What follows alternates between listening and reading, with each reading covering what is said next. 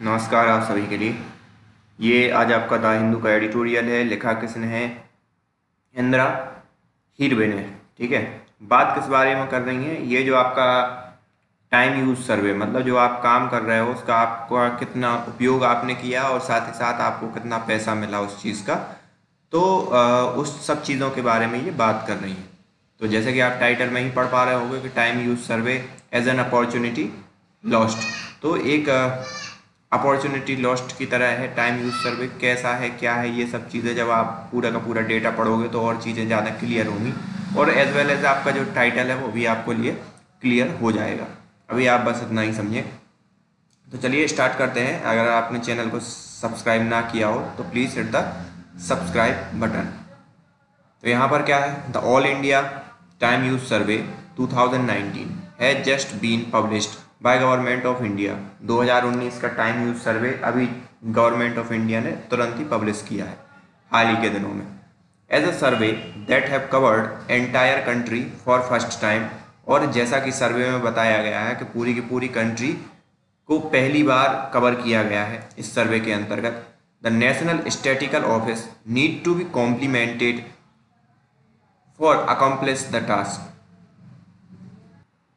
तो यहाँ पर क्या है, कॉम्प्लीमेंटेड मतलब बधाई के पात्र हैं नेशनल स्टैटिकल ऑफ इंडिया, या जिन्होंने ये सर्वे किया, जो हमारी गवर्नमेंट एजेंसी है, वो एक बधाई के पात्र हैं, कॉम्प्लीमेंटेड हैं। किस चीज़ के लिए? कि इस टास्क को इन्होंने क्या किया, अकम्प्लिश किया या पूरा किया। ठीक है। The time use survey TUS, अब इनका मतलब TUS ने यूज कर दिया, तो जब भी ये पूरे का पूरे एडिटोरियल में TUS यूज करेंगे तो आप समझ जाना कि ये टाइम यूज सर्वे के बारे में बात कर रही हैं। तो टाइम यूज सर्वे और TUS provide a framework for measuring the time dispositions by the population on different activity. तो यहाँ पर टाइम यूज सर्वे का मतलब है कि जो अलग अलग एक्टिविटी हैं उनका अलग अलग टाइप से उनका क्या करना, एनालिसिस करना, और उसमें कितना उनके लिए अमाउंट पे मतलब मिला और कितना अमाउंट उन्होंने खोया, इन सब चीज़ों के बारे में ये पूरी की पूरी व्यवस्था है। Its primary objective is to measure the participation of man and women in paid and unpaid activity. तो इनका जो मेजर ऑब्जेक्टिव या प्राइमरी जो ऑब्जेक्टिव है वो ये है कि आप मेजर कर पाओ मैन एंड वुमेन की उन सभी एक्टिविटीज़ को, कि वो कितना पेड वर्क कर रहे हो, कितना अनपेड वर्क कर रहे हैं, जिससे कि आपकी GDP में के एनालिसिस में भी सहायता मिलेगी। और साथ ही साथ अगर उनका अनपेड वर्क ज़्यादा है तो उनके जो उत्थान के लिए भी गवर्नमेंट कुछ प्रयास कर सकेगी। TUS is an important source of information on time spent in unpaid care giving activities। तो यहाँ पर जो TUS है वो एक बहुत ही महत्वपूर्ण सोर्स है या स्रोत है किस चीज़ का? Information on time spent in unpaid care giving activities. तो जो अनपेड वर्क है उन पर कितना काम किया, चाहे मैन न हो चाहे वुमेन न हो, तो ये बहुत अच्छा सोर्स है जिसके तहत हम ये मालूम कर सकते हैं कि कितना किस हिसाब से किसी ने वर्क किया जिसका उन्हें पैसा नहीं मिला। वॉलेंट्री वर्क, जो वॉलेंट्री वर्क होते हैं वो उन्होंने कितना किया।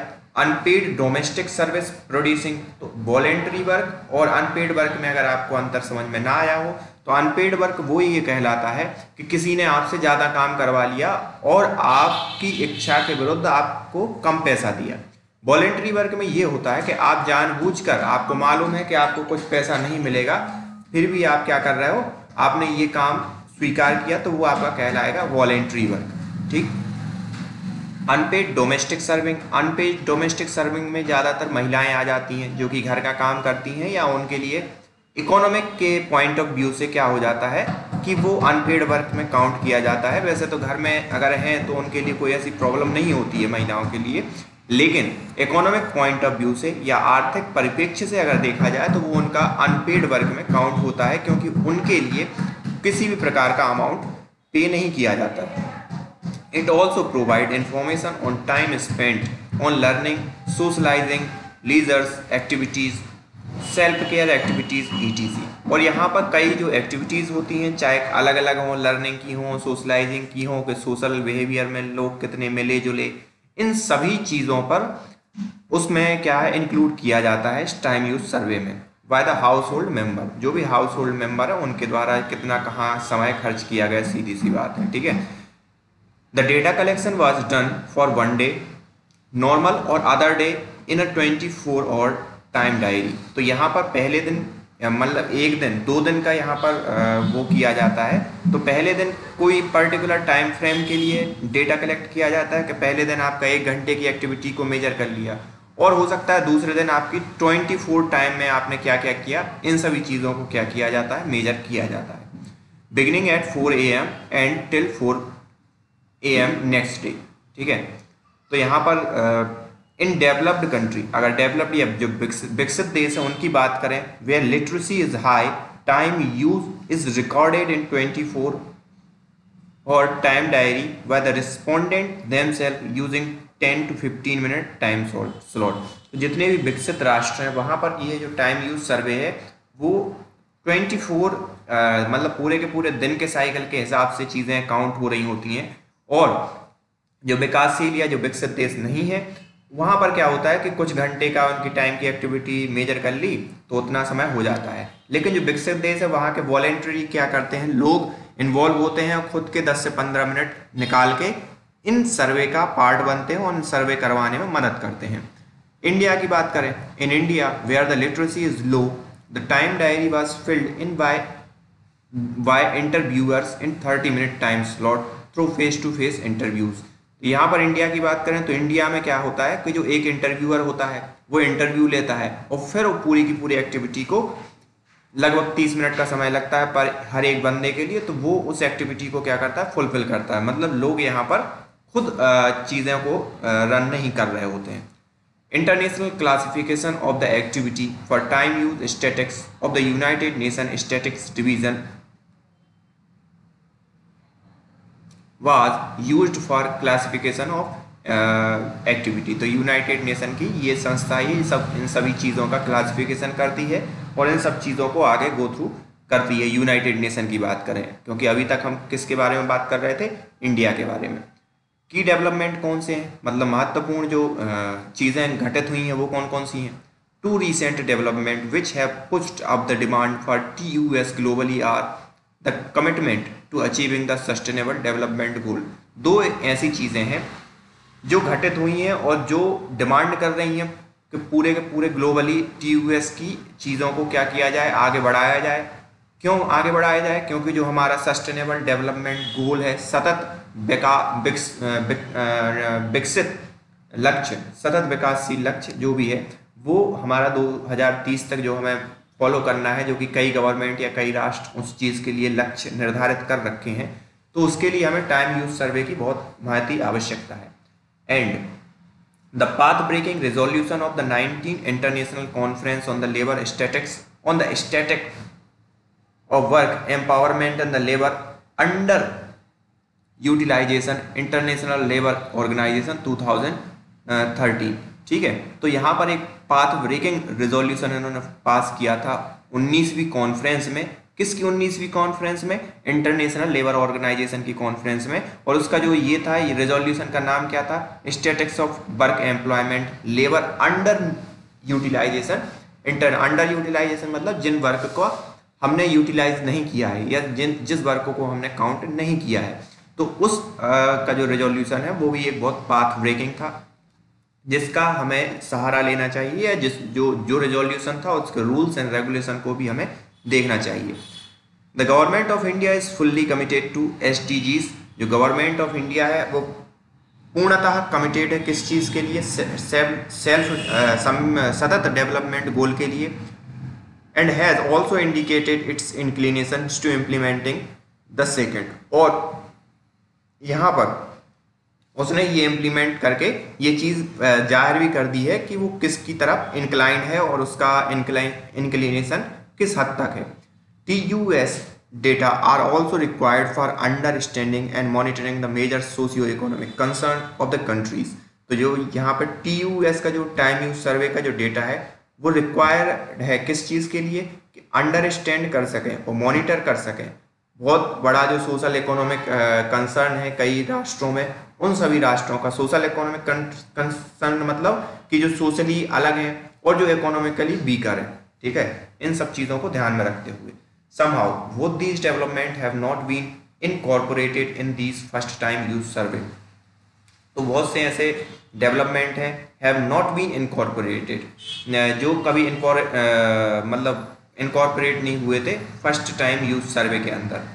Time use data are needed for the implementing not only the self development goal 5.4 on unpaid work। जो टाइम यूज डेटा है वो ना केवल इस चीज़ के लिए ज़रूरी है कि सेल्फ हेल्प ग्रुप 5.4 मतलब सतत डेवलपमेंट लक्ष्य जो होते हैं उनके लिए 5.4 ये एक अलग टर्मिनोलॉजी है, अलग अलग उसमें यूज होती है कि कौन सा बालक के कौन सा वर्जन चल रहा है सेल्फ डेवलपमेंट गोल का। तो उसमें जो है ये केवल सतत डेवलपमेंट या SDG के लिए ही एप्लीकेबल नहीं है, बल्कि for implementing the SDG 1 to the SDG 10। तो ये मतलब 5.4 चल रहा है, तो वहाँ से जो शुरुआत से जो SDG 1 था वहाँ से लेकर पूरा का पूरा जो 10 तक है, ये उन सभी के लिए ये टाइम यूज सर्वे क्या होगा, कारगर सिद्ध होगा।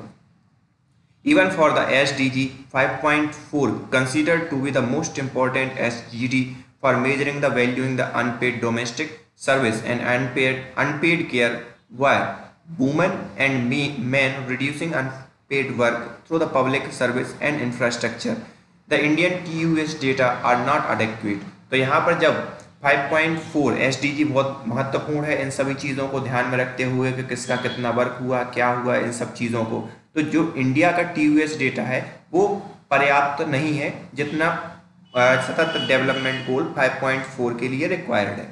Unpaid work is usually value using the input method. तो जो अनपेड वर्क है यूजुअली किस हिसाब से वैल्यूड होता है कि जो भी इनपुट मेथड है उनके द्वारा। Valuing the labour input is unpaid work using the suitable price.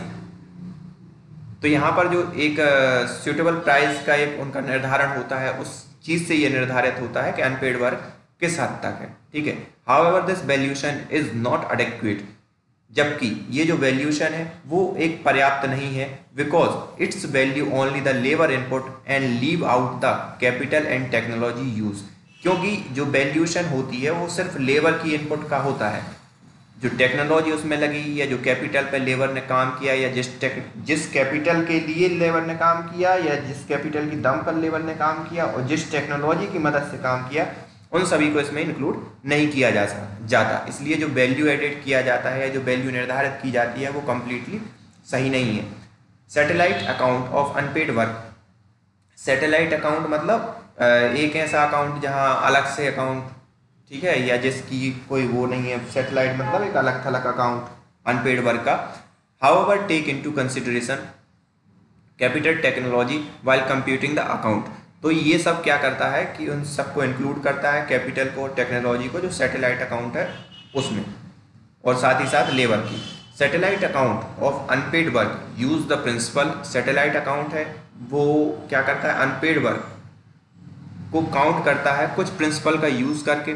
Functions concept which can be compared with national account function, जो कंपेयर्ड होती हैं नेशनल अकाउंट फंक्शंस से, ठीक है।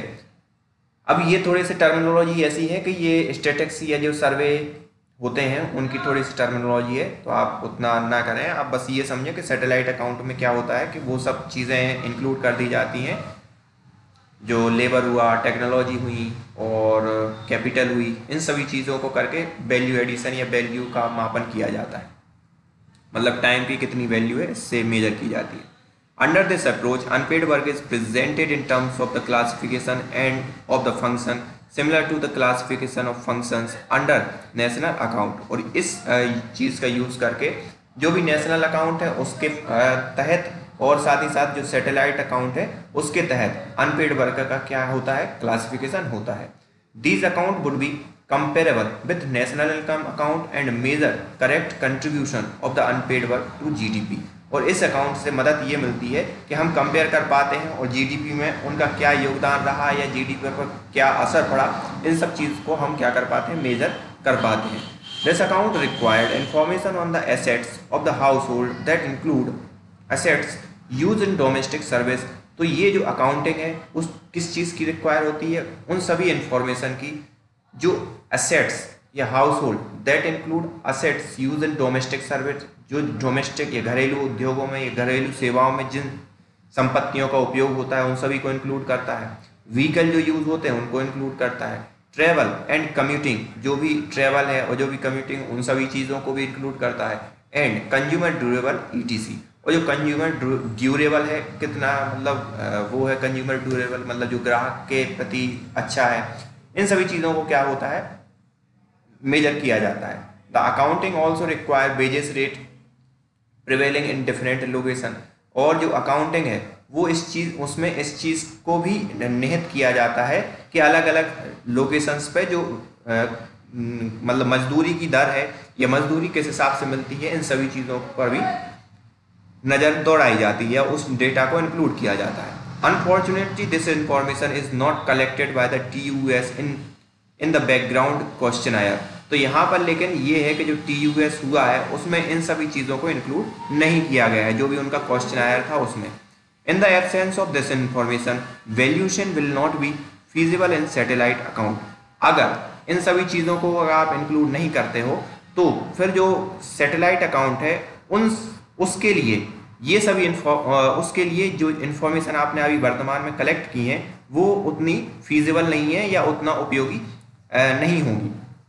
Since there is no data collected on the ownership of the assets, और अभी तक मतलब कोई भी ऐसा डेटा कलेक्ट नहीं किया है कि जो ओनरशिप को डिसाइड करे बाय द जेंडर वैल्यूएशन, वो किस जेंडर ने, मेल की ओनरशिप है, फीमेल की ओनरशिप है।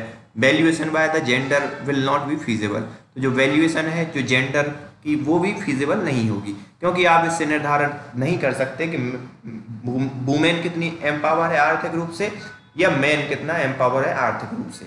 ठीक है, अब क्या है डिफाइनिंग वर्क। जो इंटरनेशनल लेबर ऑर्गेनाइजेशन का रेजोल्यूशन है वो रिफर्ड करता है किस चीज़ को, above the present a new definition of work, new form of work and new labour force status classification. तो नए फॉर्म ऑफ वर्क के लिए निर्धारित करता है, साथ ही साथ नए फोर्स स्टेटस को निर्धारित करता है, और जो क्लासिफिकेशन है इन सबको निर्धारित करता है इंटरनेशनल लेबर ऑर्गेनाइजेशन का नया resolution.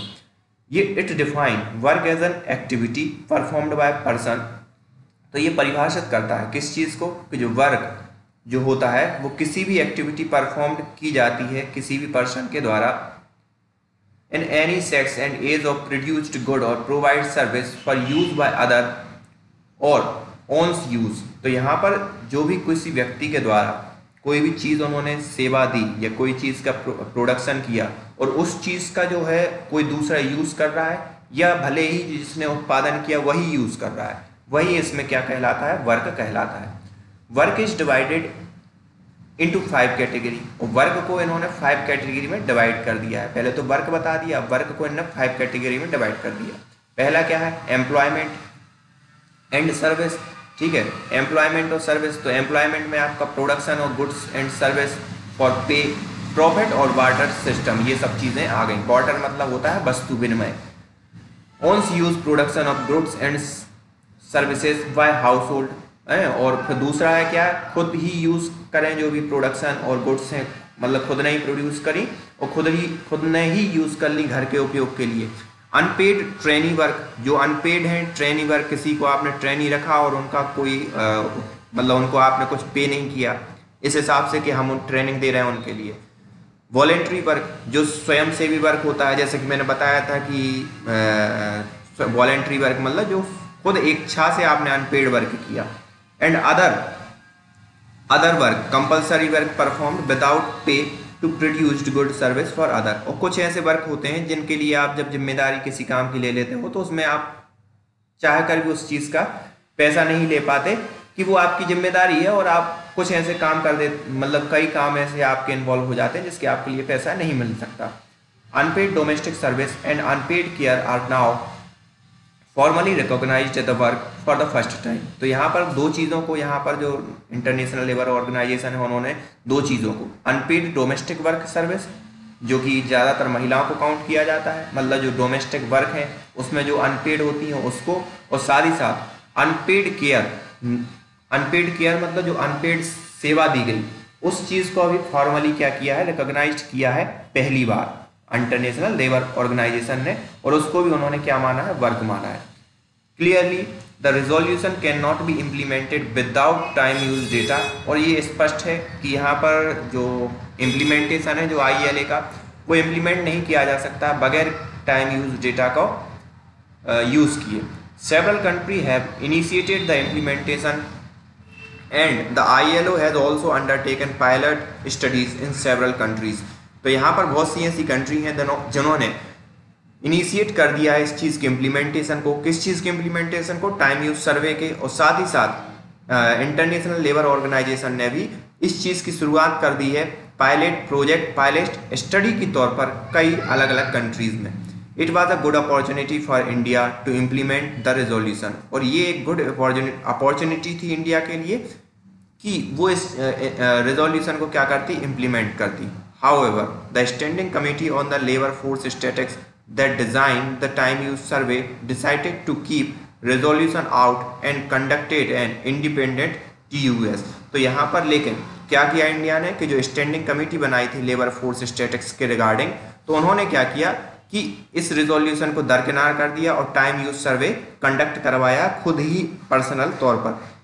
The TUS does not even have employment as one of the objective of TUS, और TUS does not even have, उसके पास ये भी नहीं था क्या कि मतलब ये भी नहीं है कि एम्प्लॉयमेंट के डेटा को या उसके उद्देश्यों को फुलफिल करे या उसका उद्देश्य इस हिसाब से हो। ब्रीक इन इंडियन सर्वे, अब यहाँ पर जो ब्रीक है या फ्लॉ है, सीधी सी बात है, वो क्या क्या है इंडिया के सर्वे में। Expenses have always argue that Indian employment unemployment survey expert हमेशा उन्होंने तर्क दिया कि जो इंडिया के जो एम्प्लॉयमेंट और अनएम्प्लॉयमेंट सर्वे और EUS सर्वे जो है tend to be under report informal worker. तो उन्होंने क्या है, इनफॉर्मल वर्कर को अंडर रिपोर्ट किया, मतलब रिपोर्ट में शामिल नहीं किया बहुत से, due to the nature of informal employment. और सीधी सी बात है इस कारण कि उनका जो नेचर है मतलब इनफॉर्मल सेक्टर में काम कर रहे हैं, तो उनको काउंट इसलिए भी नहीं किया कि बहुत टफ होता है इन चीज़ों को वो करने में, और उन्होंने उनको क्या कर दिया, छोड़ दिया।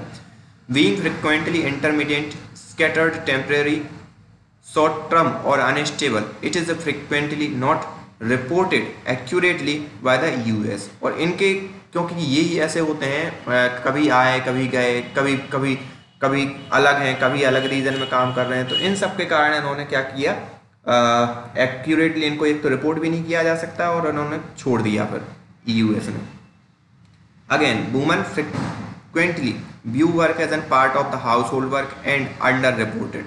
ठीक है, तो वुमन का भी जो वर्क है वो घर के अंदर रहता है और डोमेस्टिक उसमें रहता है, उसको भी अंडर रिपोर्ट कर दिया।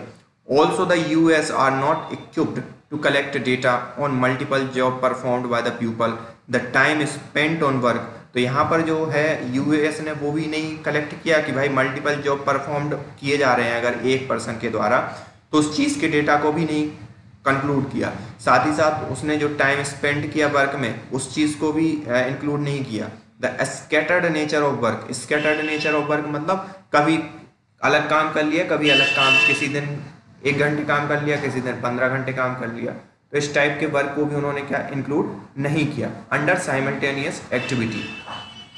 तो साइमल्टेनियस एक्टिविटी मतलब कोई दूसरी एक्टिविटी के साथ उन्होंने स्कैटर्ड वर्क कर लिया, तो इन सभी चीज़ों को भी उन्होंने क्या रिपोर्ट नहीं किया। The TUS which collect comprehensive information और all human activity provide improved estimates to workforce as well as shed light on importance characteristics of the workforce. तो यहाँ पर जो TUS है या टाइम यूज सर्वे है वो कलेक्ट करता है कॉम्प्रिहेंसिव इंफॉर्मेशन किसी भी ह्यूमन एक्टिविटी की और प्रोवाइड करवाता है इम्प्रूव्ड एस्टिमेट, एक improved estimate of the workforce, जो भी वर्कफोर्स है उनका इम्प्रूव्ड एस्टिमेट कि भाई कितना इम्प्रूवमेंट हुआ, इन सभी को वो क्या करता है, जाहिर करता है या अपनी रिपोर्ट में प्रकाशित करता है। साथ ही साथ satellite of the important characteristics from the workforce, वो जो भी सैटेलाइट है वहाँ पर इम्पोर्टेंट कैरेक्टर्स हैं उनको भी क्या सामने लाता है या उस चीज़ को आगे लाता है।